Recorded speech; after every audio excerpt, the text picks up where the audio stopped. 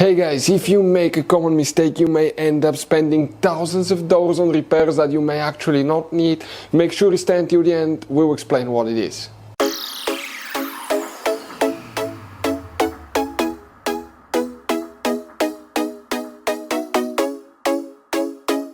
Hey guys, welcome back to World Mechanics. Thank you guys for watching and subscribing to the channel. Today will be super helpful video guys to any of you having a Dodge Ram that generation here from year 2013 to year 2018. If you need to find where the windshield wipers relay is located, which relay you need to check, where you can guys buy cheap parts, tools, fuses, relays at a good price, quick shipping, that way you do not waste money and time. Why it's always a good idea to test fuses and relays. All that guys will be covered absolutely free for your convenience. Make sure you stay until the end. So, let us tell you a little bit about us guys. Every single car we get here at the garage, we try to make at least 200 to 300 free repair videos. We take them completely apart, we show you how to fix anything like engines, transmission, codes, fuses, bodywork, all that stuff. Why we do all that? Because our mission at the shop is to save you as much money as we can. All we need in return, please subscribe to the channel, like the video. On this channel guys, specifically, we will be making a video about every single fuse, every single relay on that Dodge Ram. And let's say you're in the middle of nowhere, your fuel pump fuse goes bad, all we have to do, find our video, watch it for a minute or two, replace that fuse, you're back on the road. So we do that guys to help you as much as we can. Also, we have more than 14,000 free repair videos on our YouTube channels that can save you thousands of dollars in future repairs. So let's start on it now. The windshield wipers relay, where you can guys expect to find it, we will demonstrate on this generation Dodge Ram right here. So what you guys need to do, we need to go ahead and open the hood.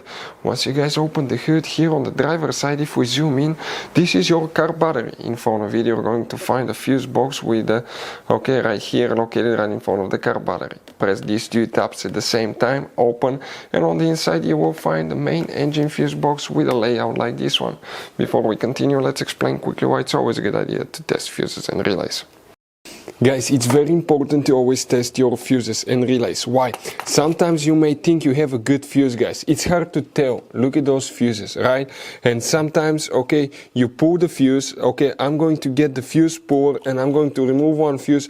I want to show you on that 20 amp fuse. Sometimes it's very unclear if that fuse is burned or not. You may not clearly see it. So always, guys, test them, because if you don't test the fuse, you assume it's good.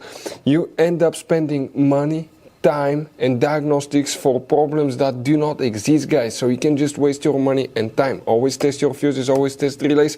We will put links in the description of the video below where you can find, guys, a video for testing a fuse and testing a relay that will explain everything that you need to do.